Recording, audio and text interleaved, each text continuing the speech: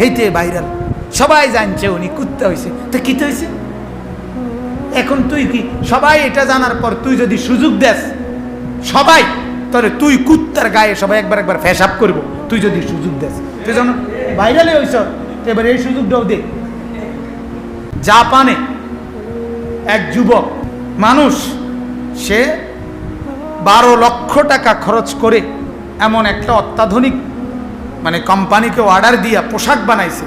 এই পোশাক পরার পর পোশাকটা হুবহু তাকে কুকুর বানায় ফেলছে, কুত্তা, মানে এটা কুত্তার পোশাক। পোশাকটা পরার পর তার শরীরটা অবিকল একটা কুকুর যেরকম দেখা যায় ওই রকম। এটা নাকি তার হবি, শখ। শখ চিরেই আরেকবার আরেকজনে, এখন কিছুদিন পরে শুনবেন যে আরেকজনে 14 লাখ টাকা খরচ করে নিজে একটা শুকুরের পোশাক বানাইছে, হেতের এখন শুকুরের মতো লাগে। কথা বুঝছেন নি কথা? মানে আমরা যে বলি আল্লাহকে বাদ দিলে, কোরআনকে বাদ দিলে মানুষ যে জানোয়ার হয়, এটার প্রমাণ এটা, এটার প্রমাণ এটা।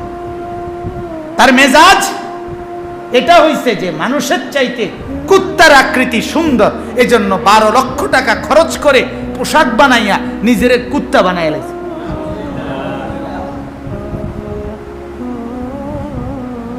এখন লিখছে যে নেট জগতে তুলপার, ভাইরাল, এতে ভাইরাল হয়েছে, সারা পৃথিবী জানছে ইনি টেগু, টেগু না কি জানি ওনার নাম, কি জানি টেগুনি কইল নামটা, ইয়াহিয়া টেগু এমন, জাপানের, হেতের নাম, হেইতে ভাইরাল, সবাই জানছে উনি কুত্তা হয়েছে। তো কি হয়েছে এখন? তুই কি সবাই এটা জানার পর তুই যদি সুযোগ দেস সবাই, তাহলে তুই কুত্তার গায়ে সবাই একবার একবার ফেসাব করবো। তুই যদি সুযোগ দেস, তুই যেন ভাইরালে হইছ, এবার এই সুযোগটাও দে।